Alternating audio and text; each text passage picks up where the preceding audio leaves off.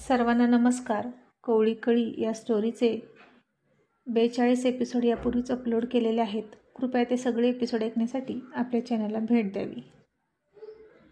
कुसुमला दिवस गेले आणि कुबेरच्या आनंदाला पारावार उरला नाही. तिचा पाळणा 3 वर्षाचा होता. तिचं बाळ 3 वर्षाचं झालं होतं आणि मग ती गरोदर राहिली होती. पण अनिताचं मात्र लग्नाला 3 वर्ष व्हायच्या आत 2 मुली झाल्या होत्या आणि तिच्या सासू सासऱ्यांना पिंट्याला पुन्हा दुसरी मुलगी झाली म्हणून खूप वाईट वाटत होतं. खरं तर ही मुलगी पिंट्याची नव्हती, भावड्याची होती. पण नक्की भावड्याची होती हेही अनिताला नीट सांगता येत नव्हतं. दिवसा भावड्या आणि रात्री पिंट्या असं तिचं चक्र सुरू होतं.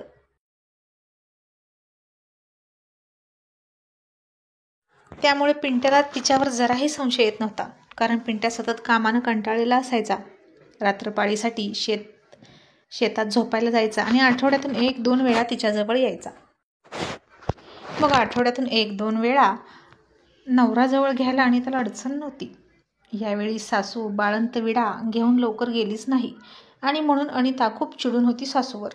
आणि आता अनिता पहिल्या वेळेसारखी मुलगी 6 महिन्याची होईपर्यंत तिथं थांबली नाही, तर ती 1.25 महिना झाला की लगेच आली. कारण ती आता भावड्याशिवाय राहू शकत नव्हती. ती सोकावली होती त्याच्याकडून मिळणाऱ्या शरीर सुखाला.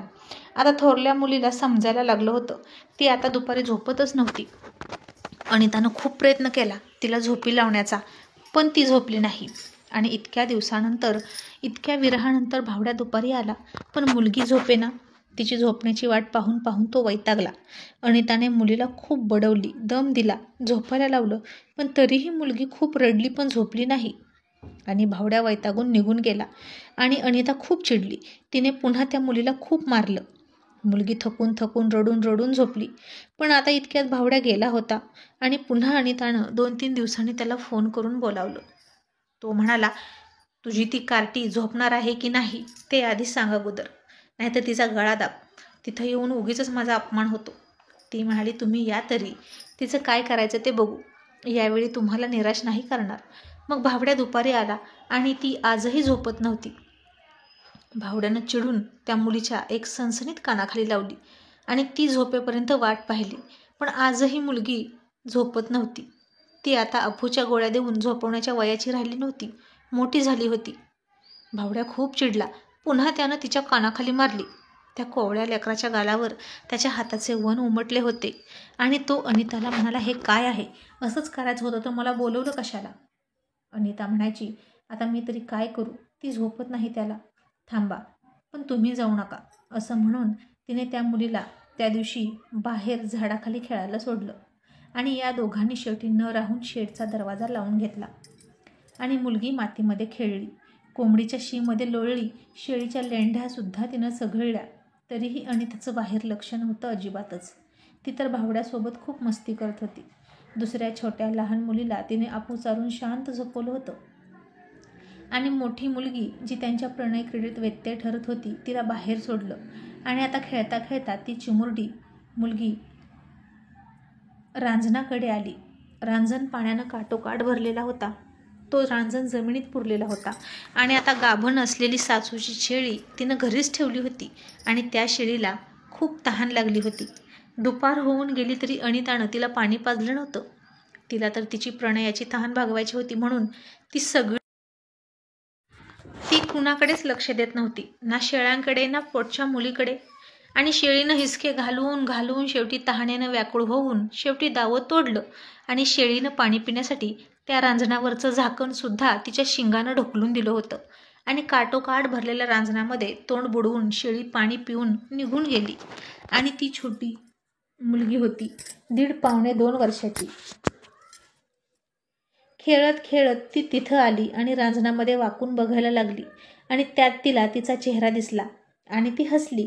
मग त्याच्यामध्ये तिने फुटलेल्या रंगीत बांगडीची काच टाकली आणि ती काच तळाला गेली आणि हलत्या पाण्यातून काच हलत आहे असं दिसायचं आणि त्या मुलीला खूप मजा यायची आणि तिला खूप हसायला येत होतं. आणि आता तिला ती काच पुन्हा हवी होती म्हणून ती चिमुरडी रांजणामध्ये खाली वाकली आणि तोल जाऊन ती मुलगी रांजणात पडली सुद्धा आणि आता तिला ओरडताही आलं नाही.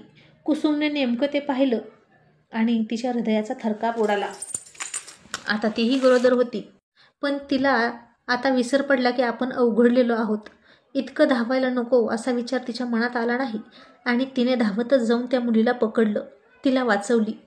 ती मुलगी खूप गुदमरली होती, घाबरली होती. त्या गुडघाभर पाण्यात सुद्धा तिचा जीव गेला असता. असा कितीसा वेळ लागतो लहान लेकराचा जीव जायला. कुसुमने तिला तिच्या घरात नेलं, कोरडं केलं. ती खूप रडायला लागली.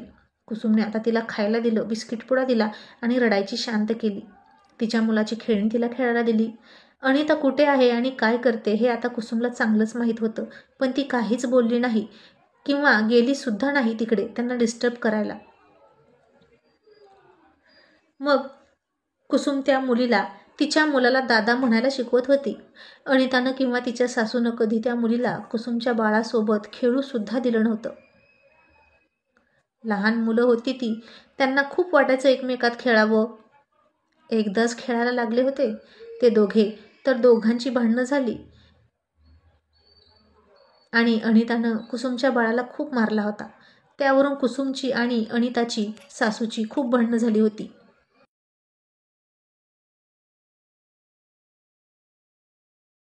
आणि तेव्हापासून कुसुम तिच्या बाळाला त्या मुलीसोबत खेळू देतच नव्हती. पण आता ते दोघं खूप छान खेळत होते. कुसुमलाही वाटायचं की मला ही मुलगी नाही तर माझ्या मुलाला ही बहीण झाली. चुलत असली तरी बहीणच आहे ना ती. पण अनिताची सासू आणि अनिता असं म्हणत नव्हत्या. आणि आता खूप वेळाने अनिता आणि भावड्या शांत झाले. त्यांची शारीरिक भूक भागली आणि तो कपडे घालून बाहेर पडला. अनितासुद्धा थोडी रिलॅक्स झाली आणि मग तिला तिच्या मुलीची आठवण आली. ती शोधाशोध करायला लागली. तिने सगळीकडे शोधलं, पण तिला मुलगी कुठे सापडली नाही. पण ती कुसुमला मात्र विचारायला आली नाही की ताई, तुम्ही मुलगी कुठे पाहिली का हो?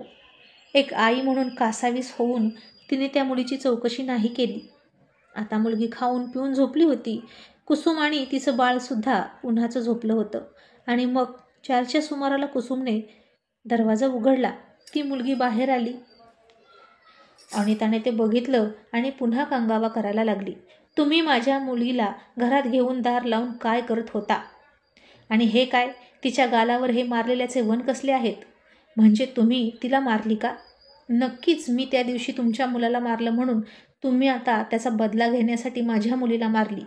कुसुमला आता काय उत्तर द्यावं ते समजेना. ती म्हणाली, हे बघ अनिता, अगं ती रांजणात पडत होती, मरली असती तर मी तिला पाहिली आणि बाहेर काढली. आणि अनिता म्हणाली, माझ्या मुलीच्या अंगावरचे कपडे का काढलेत पण? तुम्हाला लाज वाटते का? तुमचा मुलगा मोठा आहे घरात, तरी माझ्या मुलीचे कपडे काढून तुम्ही तिला झोपवली घरात? कुसुमनं आता डोकंच पकडलं आणि म्हणाली, अगं असला विचार का करतेस तू? हे असं काहीही झालेलं नाही. तुझी मुलगी रांजणात पडून भिजली होती. तिला दुसरे कपडे घालायला माझ्याकडे मुलीचे कपडे नाहीत. अनिता म्हणाली, मग तुम्ही तुमच्या मुलाचे कपडे का घातले नाहीत? घाणेरड्या चालीचे आहात तुम्ही. माझ्या मुलीला उघड्या झोपवता काय? तुमची मुलगी असते आणि मी असं केलं असतं तर चाललं असतं का? कुसुमने तर आता डोक्यावरच हात मारला आणि म्हणाली, अगं बाई, मी तुझ्या मुलीला खरंच मारलेलं नाही. तिच्या गालावर आधीचंच वण होते. तू मारलंस का तिला? अनिता म्हणाली, मी नाही, तुम्ही मारलं तिला. घरात बोलवून त्या दिवशीचा बदला घेतला. इतक्यात सासू सासरे सुद्धा घरी आले आणि अनितानं पुन्हा सासूला सगळं सांगितलं आणि म्हणाली, बघा आत्या, कसं मारलंय पोरीला. तिच्या गालावर वण उठले आहेत हाताचे. सासूनं ते पाहिलं आणि म्हणाली, अगं अगं कुसुम, इतकी कशी ग नीच आहेस तू? अगं एक मुलगा तू काढून ठेवला, दुसरं तुझ्या पोटात आहे, पण असं केलंस होय ग माझ्या लेकराला? तुझ्या पोटाला वरवंटा जन्माला येईल, वरवंटा.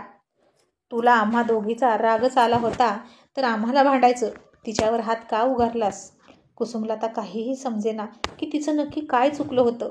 या माणसांसमोर चांगुलपणाची तर काहीच किंमत नव्हती. पण आता कुसुमनं असं बोललीच नाही की अनिता, तू घर लावून काय करत होतीस जेव्हा तुझी मुलगी बाहेर फिरत होती? कारण पुन्हा सगळं कुसुमवरच येणार होतं आणि अनिता काहीही थाप मारणार होती. लहान मुलीला झोपवत होते, ती रडत होती वगैरे वगैरे, आणि तिचं सासू सासऱ्याला आणि तिच्या नवऱ्याला खरं वाटणार होतं. आणि कुसुमने सरळ माघार घेतली आणि घरात जाऊन बसली. तिने सगळं कुबेरला जसंच्या तसं सांगितलं आणि म्हणाली, सांगा आता माझं काय चुकलं बरं? पण कुबेर म्हणाला, जाऊ दे, असू दे, त्या पोरीचा जीव वाचला हे महत्त्वाचं. आता सासूनं संध्याकाळी आल्यावर पुन्हा चूल पेटवली, चहा पाणी केलं. आज कुसुमनं सासऱ्याला जेवण दिलंच नाही, कारण ती वैतागली होती. अनिता मात्र 2-2 मुली सांभाळाव्या लागतात म्हणून कामं टाळायची. सगळा चेंदामेंदा सासूला उपसायला लागत होता आणि अनिताला तिच्या थोरल्या मुलीची अडचणच वाटत होती आणि ती पुन्हा कुरकुर करायला लागली. दिवसभर दोन्ही मुली मला आता त्रास देतात.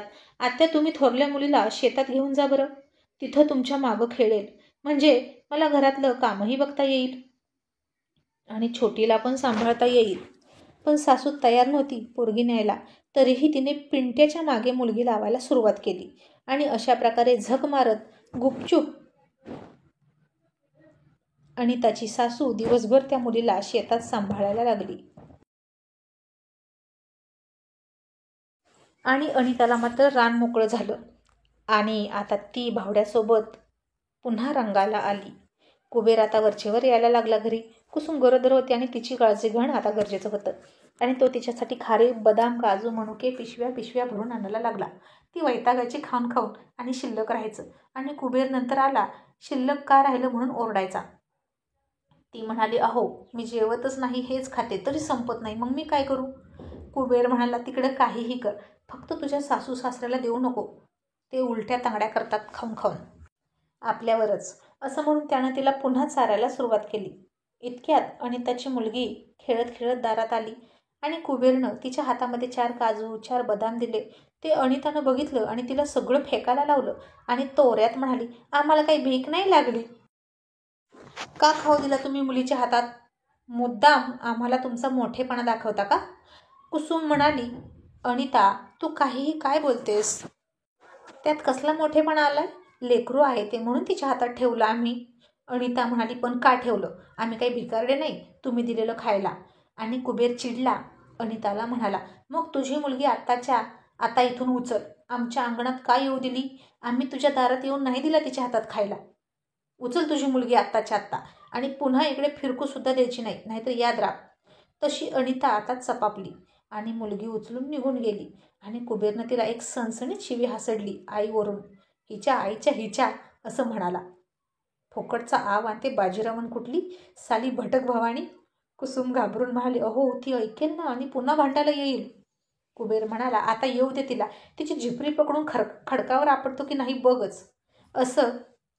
तसं आता कुसुम हसली आणि म्हणाली, पण अनिता तुम्हाला घाबरते बरं का, तुमच्याशी जास्त वाद नाही घालत, माझ्याशी घालते तसा. कुबेर म्हणाला, का घाबरणार नाही? जास्त बोलली असती तर एका रट्ट्यात उलटीपालटी केली असती आणि तिची बाजू घेऊन येणाऱ्या तिच्या नवऱ्याला आणि तिच्या सासू सासऱ्याला सुद्धा हासुडानं बुडवून काढलं असतं. तसं कुसुमनं डोक्यावरच हात मारला आणि कुबेर तिला म्हणाला, इथून पुढे सतत दार लावून घ्यायचं, अजिबात तिची पोरगी इथं आली नाही पाहिजे. कुसुम तरीही म्हणाली, लहान लेकरू आहे होते, त्याला आपण असं कसं करायचं? मग कुबेर कुसुमला सुद्धा शिवी देऊन म्हणाला, मग तुझ्या आईची तू पण जिरवून घे. आणि कुसुम हसायला लागली. आता एके दिवशी सासरा खूप आजारी पडला. तो शेतात जात नव्हता. त्याला सतत पाणी दे, जेवण दे, उठायला मदत कर, असं करून करून अनिता दमून गेली. असं फारसं काही करत नव्हती, थोडंसं करायची, पण त्याचाही तिला वैताग आला. आणि सगळ्यात जास्त महत्त्वाचं म्हणजे तिला आणि भावड्याला आता भेटता येईना. मग आज पिंट्या पुन्हा रात्रपाळीला जाणार होता आणि तिनं भावड्याला बोलवून घेतलं. मोठ्या मुलीला अगोदरच सासूजवळ झोपायची सवय लावली होती तिनं. मग पुन्हा आतमध्ये भावड्याचा आणि अनिताचा रोमॅन्स चालला होता. इतक्यात बाहेर साप निघाला आणि बाहेर खूप कालवा चालला. साप नेमका शेडमध्ये घुसला एका छिद्रातून आणि सासू ओरडायला लागली, अनिता अनिता, अगं बाहेर ये, अगं साप घुसला आहे आत. आता अनिताचा आणि भावड्याचा कार्यक्रम शेवटच्या टप्प्यात आला होता, पण दोघांनाही इच्छा अपुरी ठेवून वेगळं व्हावं लागलं. पण आता सगळ्यात जास्त भीती म्हणजे कोणी त्यांना एकत्र पाहिलं तर काय करायचं. इतक्यात सासूनं दरवाज्यावर थाप टाकली. अनिता आता काहीच बोलत नव्हती, खूप घाबरली होती आणि सासूला वाटलं तिला साप चावला की काय म्हणून ती बोलत नाही. आता तिने शेतात गेलेल्या पिंट्याला सुद्धा फोन करून बोलवून घेतला आणि घरात साप गेला आहे, अनिता आणि मुलगी घरात आहेत, तू लवकर ये असं म्हणाली. पिंट्या सुद्धा आला आणि आता अनिताला आणि भावड्याला काय करावं ते सुचेना. आणि कुबेर म्हणाला, अरे बघताय काय, दरवाजा तोडा. तसा अनिताच्या अंगाचं पाणी पाणी झालं आणि दरवाजा उघडेनाच ती. कुसुम आणि कुबेरला मात्र नक्कीच माहीत होतं की ती का दरवाजा उघडत नाही. आणि काही वर्षापूर्वी अशीच कुसुमच्या अब्रूची लखतर काढण्यासाठी टपलेली सासू आता स्वतःच्या सख्ख्या सुनाच्या अब्रूची लक्तर वेशीवर टांगताना पाहणार होती. खूप माणसं जमली होती घराच्या बाहेर. अनिता दार उघडत नाही म्हणून शेवटी दरवाजा तोडायचं ठरवलं. पिंट्या सुद्धा घाबरला होता. त्याला त्याच्या बायकोची खूप काळजी वाटत होती आणि कोणीतरी दरवाजा तोडण्यासाठी जोरात ठोका दिला. दरवाजा तुटला आणि समोर पाहतात तर